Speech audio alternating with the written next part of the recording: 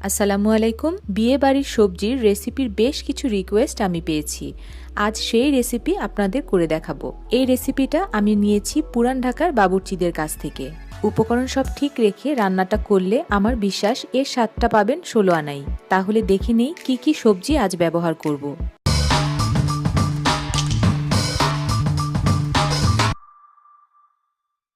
আজকের রান্নার জন্য আমি 5 রকমের সবজি ব্যবহার করব। এখানে যেটি আছে এটাকে জালি বা চাল কুমড়া বলে।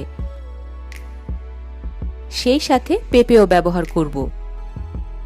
আরও নিয়েছি ফুলকপি, গাজর এবং বাঁধাকপি।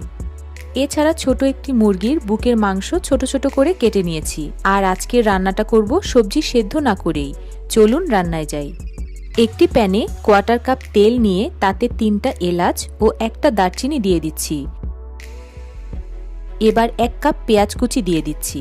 আমি কিন্তু পেঁয়াজ আজ কুচি করে কেটে নিয়েছি এবং হালকা ভেজে নিব। চাইনিজ ভেজিটেবলে পেঁয়াজ একটু বড় বড় করে কাটা হয় আর শেষের দিকে ব্যবহার করা হয়। আমার পেঁয়াজ ভাজা হয়ে গেলে দিয়ে দিচ্ছি 1/2 টেবিল চামচ করে আদা বাটা আর রসুন বাটা। এবার দিয়ে দিচ্ছি চিকেন এবং অ্যাড করছি পরিমাণ মতো লবণ।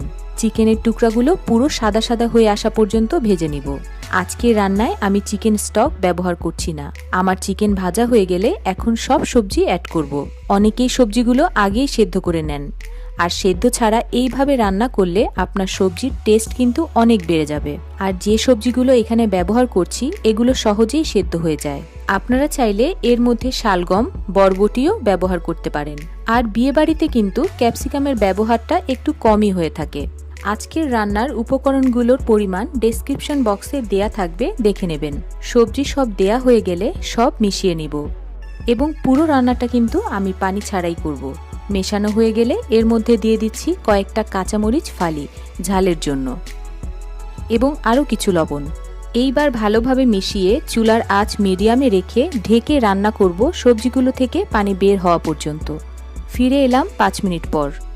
আমার সবজি কিন্তু অর্ধেক সেদ্ধ হয়ে গিয়েছে এবং সবজি থেকে বেশ পানি বের হয়েছে। এই অবস্থায় এর মাঝে দিয়ে দিব 2 টেবিল চামচ কাঠবাদাম বাটা এবং ভালোভাবে মিশিয়ে নিব। সেই সাথে অ্যাড করছি 3 টেবিল চামচ গুঁড়া দুধ এবং আবারও ভালোভাবে মিশিয়ে নিব। মেশানো হয়ে গেলে এর মধ্যে অ্যাড করব 1/2 কাপ মালাই বা দুধের সর। আর এই মালাই দেয়াতে সবজির মধ্যে একটা ক্রিমি ভাব চলে আসবে। এবার ঢাকনা ছাড়াই রান্না করব আরও 5 মিনিট। 5 মিনিট পর সবজি পুরো সেদ্ধ হয়ে গিয়েছে। এখন অ্যাড করছি 1/2 চা চামচ সাদা